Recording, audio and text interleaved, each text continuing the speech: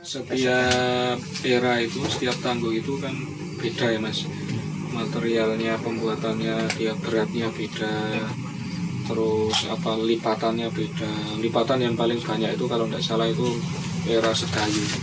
Dia lebih dari 4.000 lipatan. Wow. Dari sekitar tempat dilipat lagi 15 kilo itu tadi dilipat-lipat sampai 4.000 lebih itu cuma tinggal mungkin tidak lebih dari setengah kilo. Nah ini saya ambilkan ya. Inilah perbedaannya keris Ladrang Jogja dan Ladrang Sulu. Nah ini yang Ladrang Jogja handalnya ini polos.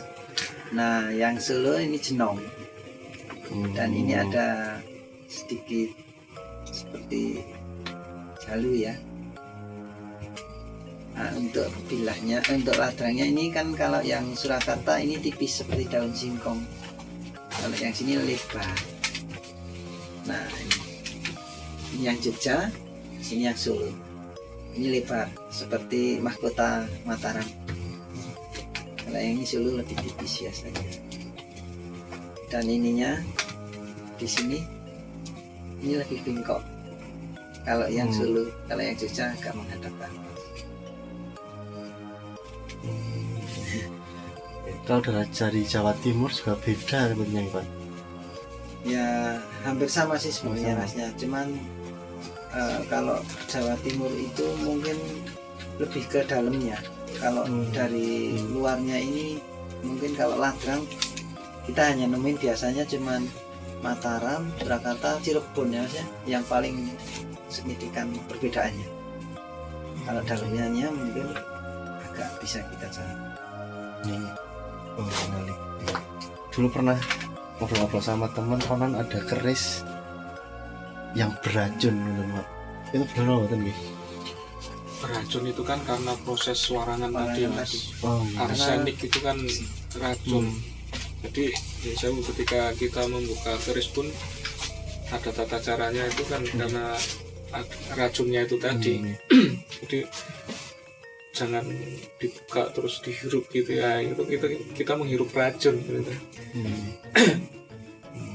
Berarti memang benar-benar ada keris yang karena zaman dahulu waktu zaman kolonial masih ini situasi yang memang mendukung untuk seperti itu. Jadi ketika satu buah pusaka habis dijamas dan proses diwarang itu kan dari racunnya arsenik. Jadi jenis arsenik pun sudah racun, tapi untuk lebih memperkuat racunnya itu kadang-kadang ada yang dari bisa ular, ada yang sengaja dibusukkan dari binatang dan tumbuhan yang sangat beracun.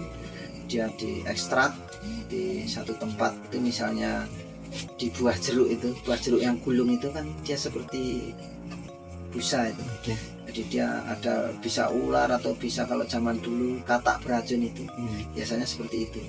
Nah ini dibusukkan, setelah busuk ini bila pusaka ini dimasukkan di situ. Di pusakanya racun itu masuk di bila pusaka itu, makanya sangat berhati-hati. Cuman kalau yang sekarang sudah jarang karena keperuntukannya kan sudah beda. Jadi kita cukup menjamasi dan warangan pun sudah berkurang lah kadar racunnya. Setelah jenengan keris pertama kali dibuat ya itu pas peradaban apa ya? Kerajaan apa? Kalau dari buku itu menerangkan kalau untuk spesimen yang ditemukan ini awal abad 7 Mas. Tapi sebenarnya ini dari teman kita juga kemungkinan itu nanti kalau memang benar sudah, karena ini sudah proses, cuman karena terbentur corona ini terus berhenti ya prosesnya, itu kemungkinan jauh lebih tua lagi umurnya, dan itu mungkin malah lebih bagus lagi.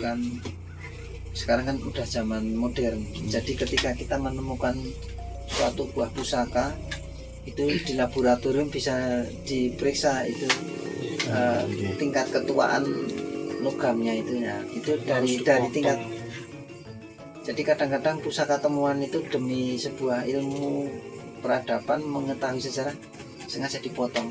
Itu kita pelajari atau dipelajari. Ini dari udah berapa tahun nih kira-kira, nah dari seperti itu. Kalau ilmu terka kan mungkin salah. Cuman kalau sudah Kalau ada yang kalau untuk material kayu masih bisa Mas, kita mengukur umur dari kayu itu. Nah, kecuali kalau kita menemukan pusaka itu masih orisinil dengan sandangannya. sandangannya, Itu. nah itu bisa kita memperkirakan oh ini abad ini. Cuman sekarang jarang yang pusaka yang benar-benar tua dan asli dari empu, dari sandangannya, gagang sampai dedernya sampai dalamnya. Soalnya biasanya kalau pusaka-pusaka bagus atau pusaka sudah mungkin yang peninggalan keraton atau apa itu, dia mempunyai karakteristik yang berbeda dan dia khusus. Seperti motor seperti ada plat nomornya. Jadi mereka ketika melepas sebuah pusaka itu kan dia mungkin harus dibuang identitasnya. Jadi kadang-kadang sengaja diurai. Ada yang dilepas sarungnya mungkin dibuang di Jogja, vilanya dijual di Semarang, itu untuk mengaburkan seperti itu. Kenapa kok dikaburkan nih Pak? Ya itu mungkin apa ya, menghilangkan aib Pak. Jadi mungkin Tabu ya Mas. tabu untuk iya. menjual sebuah pusaka yang bagus itu kan mungkin keterpaksaan. Jadi untuk mengaburkan karena terbentur kebutuhan mungkin, Iya. nah itu dikaburkannya dengan seperti itu. Sebab biasanya kan pusaka yang bagus-bagus itu kan limited edition, bukan pabrikan. Jadi mungkin ketika jenengan melihat pusaka seperti ini, oh ini punyaan Mas Danang, ini sampai Kalimantan atau mungkin cuma satu ini, jadi kemanapun juga ini dibawa ke sana, oh ini punyaan Pak Danang, dari mana kamu dapat? Nah seperti itu. Jadi biasanya kalau yang udah pakar-pakar itu melihat satu buah pusaka, dia matanya akan merekam, otaknya akan merekam, melihat oh ini saya pernah lihat itu di Solo itu, kok sekarang yang punyanya mereka ya dapat dari mana? Biasanya seperti itu. Siapa sih kalau keris itu apa ya? Kayak jati diri bangsa ya, Iya. pasti. Pas. Mas, orang juga ada keris yang ketika dibaharkan sakit balik melih ting mikir ya ini bisa jadi itu Pak. Bisa jadi. Bisa jadi. Sebab saya pun juga pernah mengalami tidak saya maharkan ya. Iya. Itu pernah saya meminjamkan sebuah keris untuk acara kebudayaan. Dan ketika itu barang belum sempat dipakai, itu barang sudah ada di rumah. Jadi yang minjam itu belum sadar kalau kerisnya itu hilang. Dan saya nggak tahu itu entah apa, sampai sekarang juga saya tidak. Itu ada di tempat itu yang saya di bawah tadi. Itu sudah ada di belawungnya, di rak keris lagi. Dan saya, kenapa ini ada di sini? Dan itu yang seperti itu saya kemungkinan kalau dimaharkan ya saya percaya seperti itu, ada hal-hal yang seperti itu. Sebab saya yang seperti itu sudah mengalami. Dan yang hilang pun saya juga ada, saya alami juga itu. Dari koleksi lemari saya itu ada 2 kalau nggak 3 yang sampai sekarang saya ingat nggak tahu entah kemana. Hilang teman. Ya anggap aja saya nggak berjodoh.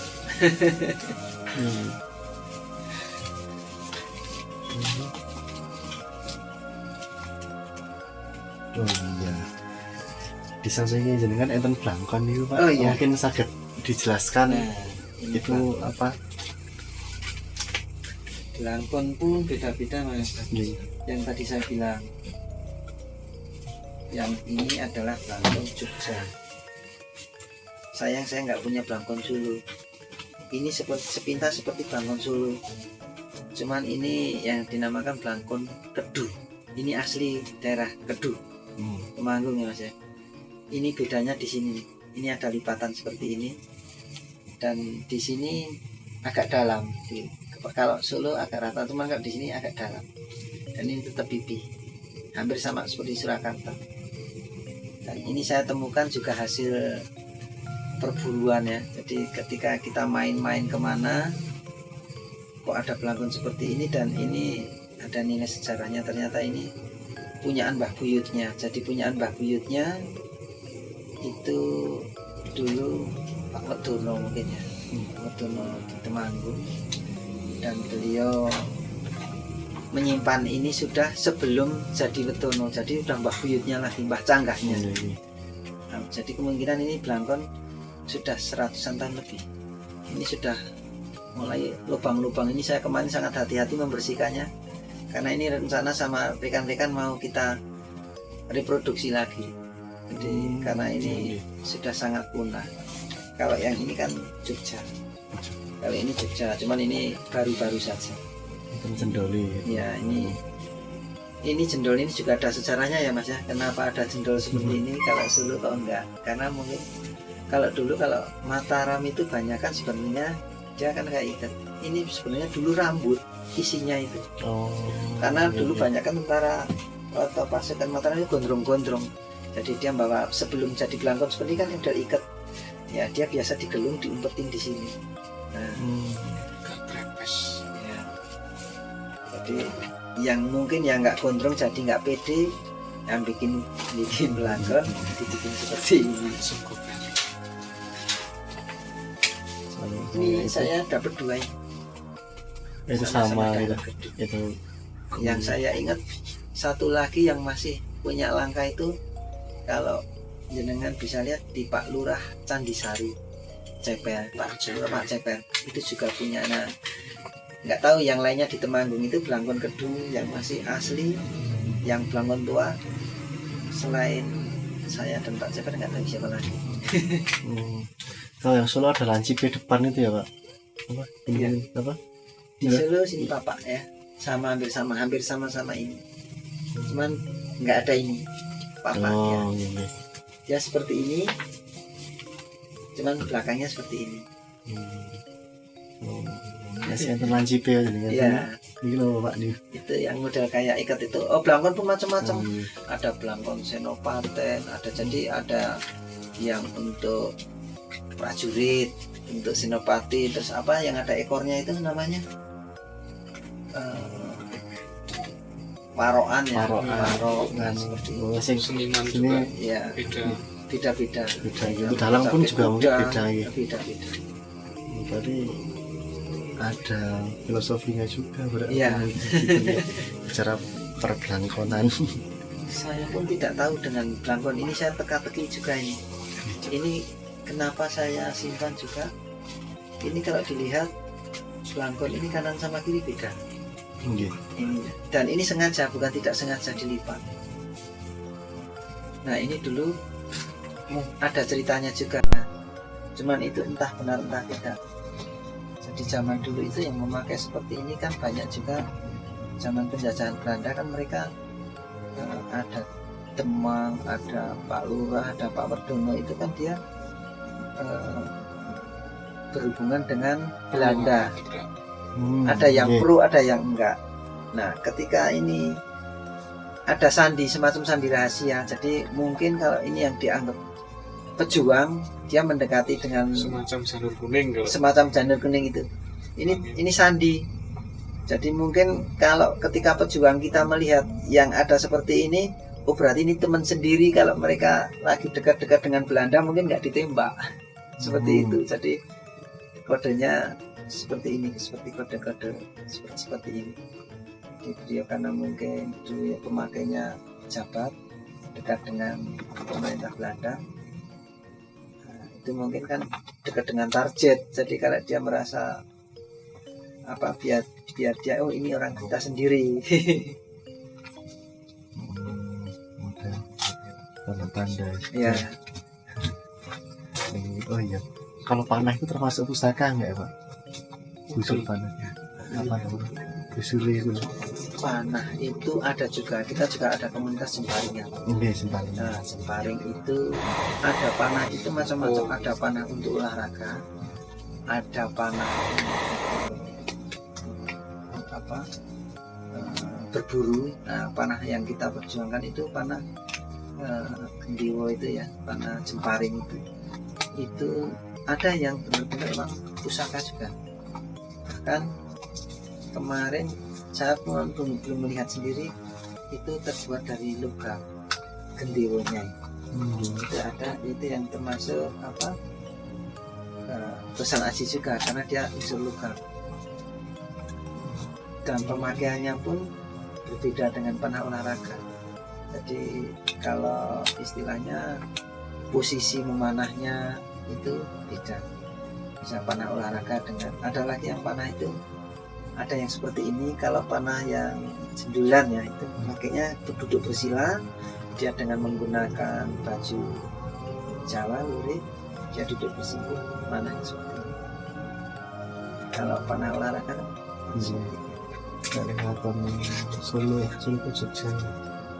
Bahkan di sini pernah teman-teman itu mengadakan seperti Gladen Alit ya, lomba bersama, dan di situ untuk mengapresiasi perpanahan di Temanggung, saya hibahkan satu pusaka saya untuk penyemangat, dan alhamdulillah antusiasnya masyarakat luas, lumayan banyak.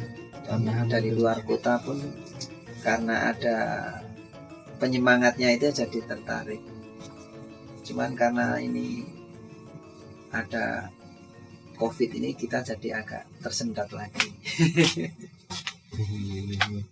Ini Gandewa asli meteorit ini, Mas. Ini temuan juga dari Pulau Talian.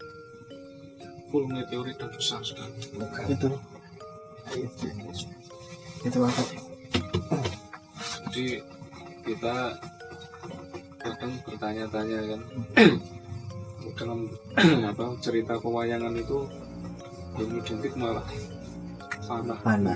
Tapi sejauh ini kita malah belum bisa menemukan kolektor yang mempunyai koleksi Gandewa tadi gitu ya. Kalau anak panahnya sendiri saya masih punya ya, tergolong pusaka ini. Cuman tersimpan di Jakarta. Itu yang gini juga dari Meteorit. Meteorit semua. itu cara makainya terus seperti panah biasa itu atau Iya. gimana itu Mas? Cuman talinya aja. Oh, talinya tali biasa. Tali, iya. Ini Mas. Oh, Ini meteorit. besar. Dan butuh apa tenaga yang Ekstra. kuat sekali untuk bisa merenggangkannya. Nah, ini. Logam yang mempunyai kelenturan beda, harus lentur kan, itu bukan masalahnya.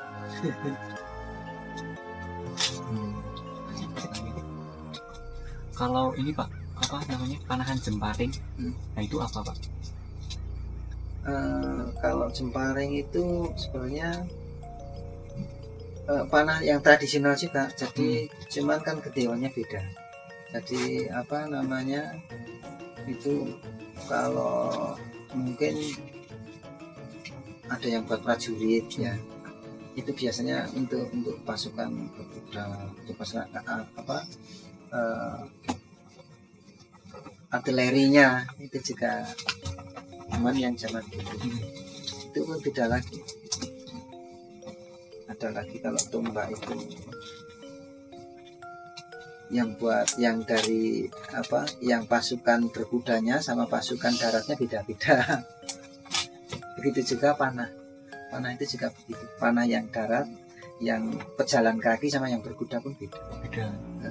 Snipernya juga beda juga. Kayak jendulan ini juga sniper itu. Ya sudah tidak begini lagi, tapi ini dengan titik apa, feelingnya yang bagus. Mungkin Mas Bima bisa namanya. Untuk panah saya kurang. kita cuma garis besarnya seperti itu, karena kita keris sendiri pun nggak bisa mencakup terlalu detail, karena kita masih prosesnya masih belajar. Jadi kita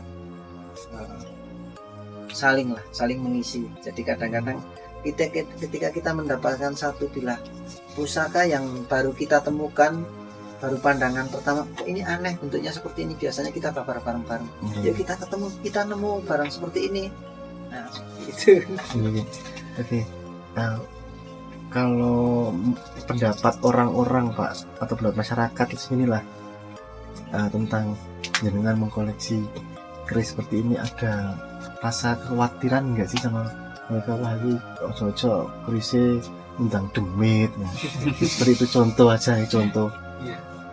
Ada nggak? Saya sering seperti itu.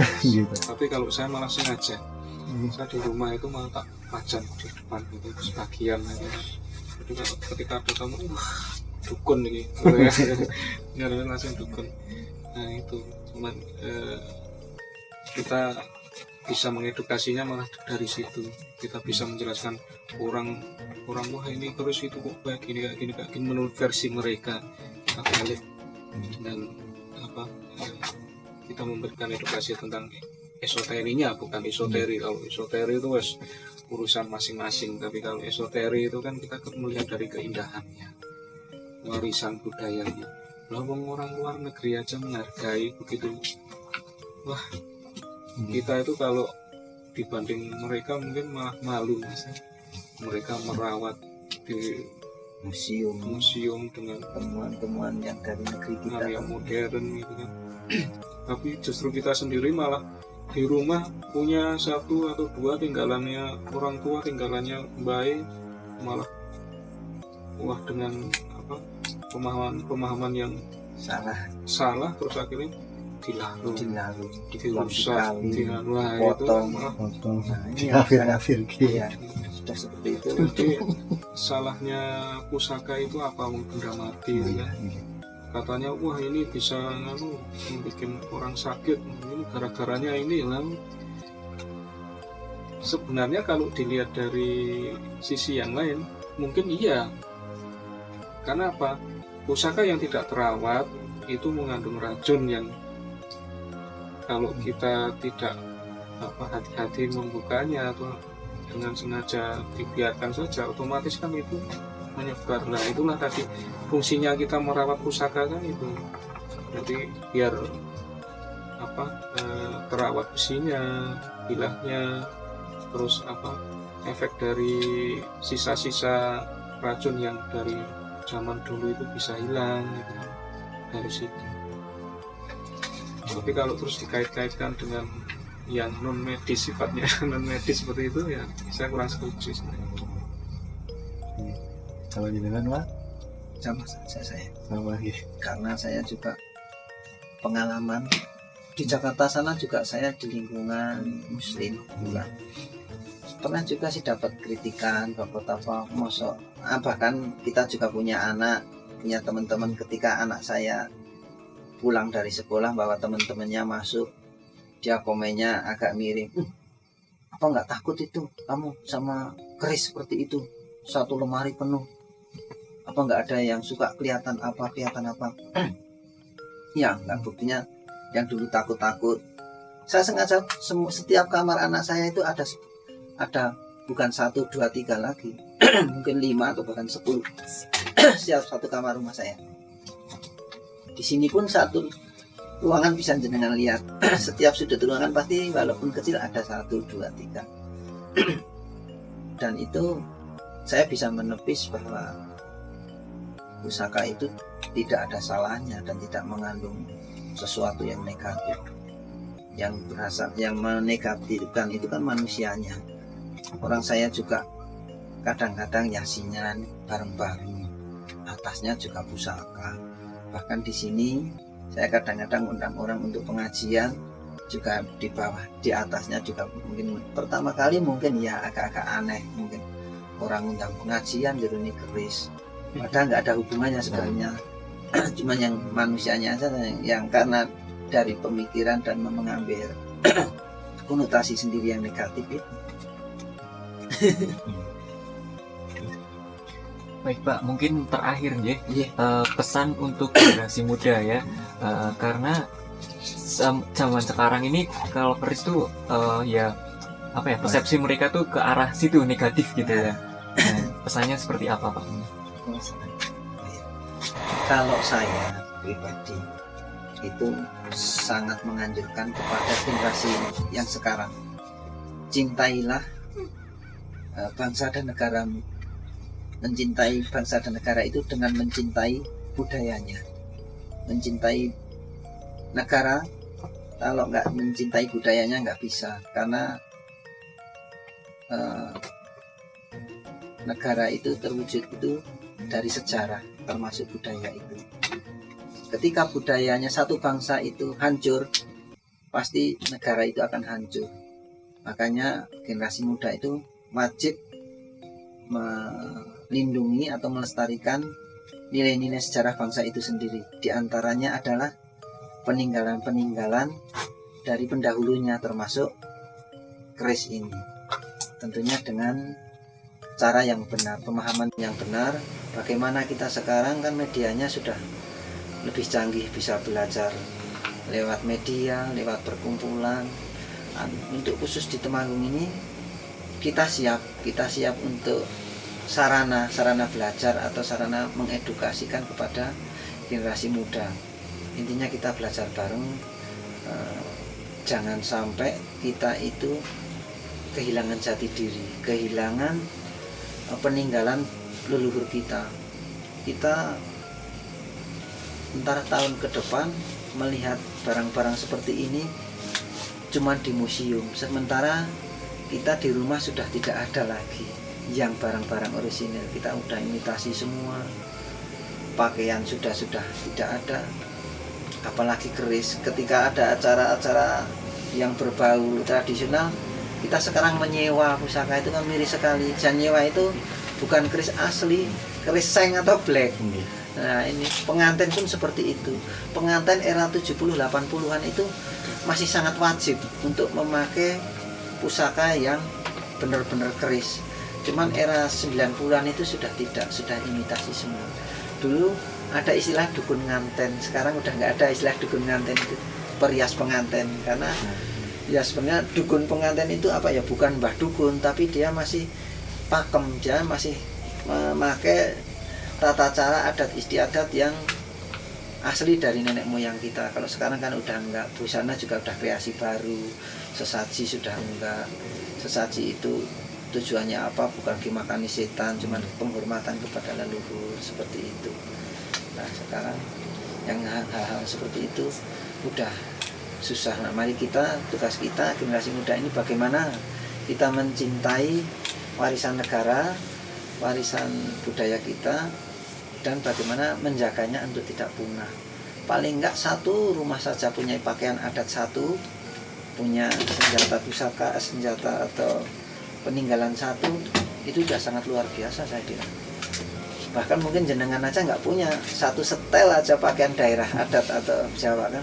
Saya kira di kampung satu RT itu mungkin nggak ada 1 RT itu sangat prihatin juga. Dan satu setel itu pun sekarang mahal. Dan sekarang pun batik kalau dulu kan di biru ya. Nah kalau sekarang kan enggak, udah dijahit, biru dijahit seret. Jadi kita pakai seperti rok, tinggal ikat.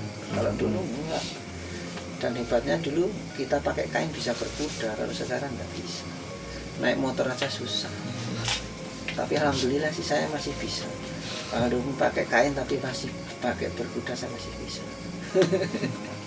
Karena belajar. Ada tekniknya. Nah, sekarang pun juga kalau untuk generasi muda ya Mas, untuk mencintai itu kita melihat dari sisi luarnya aja, dari keindahannya aja. Kita ada sekarang grup itu tentang kristografi, jadi melihat pusaka itu dalam sisi fotografi. Nah, betapa seksinya keris itu dalam balutan fotografi tanpa harus melihat dari sisi mistiknya gitu kan. Nah itu keren gitu Mas. Anak muda sekarang cobalah untuk memasuki dunia mencintai tusan aji itu dengan perspektif yang berbeda gitu kan, dengan cara yang berbeda. Kalau orang dulu mungkin dengan cara yang berbeda pula, kita juga di zaman modern ini kita menggunakan teknologi untuk mencintai itu gitu. Jadi bagaimana kita bisa mengenalkan budaya kita ke luar negeri, betapa indahnya budaya kita. Wah, dengan jalur itu sangat luar biasa. Anak muda sekarang keren kalau punya duit. Bukan punya motor gede. Dulu misalnya Iya. Chris kan selesai kan. Pasti. Kalau Chris gimana tuh Pak? Kalau seandainya ya pas naik motor saya bakal Chris tangkap polisi nggak ya? Masih Enggak. sejam nggak ya? Enggak masih. Keris itu dalam undang-undang sudah termasuk dalam warisan budaya. Bukan sajam berarti. Bukan termasuk sajam, cuman lebih bagusnya lagi kalau disertai dengan KTA. Kartu tanda anggota penggemar atau ada klub Oh. pesan haji itu bilang.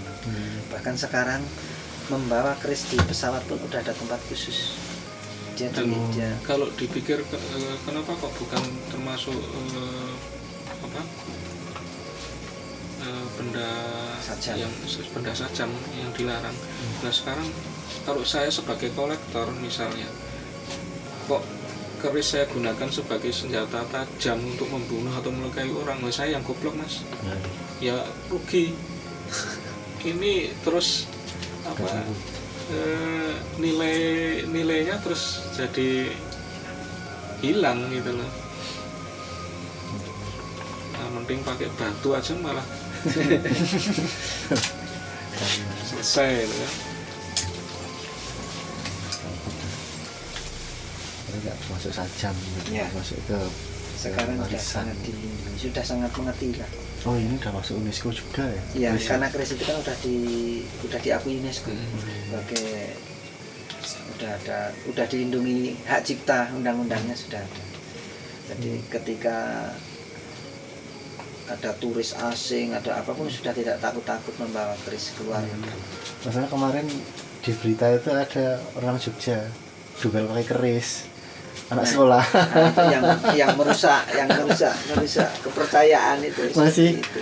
Nah terus saya betul apa melati yang melati apa sih kembang itu loh.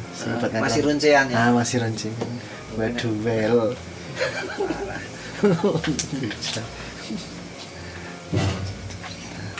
Ini besok.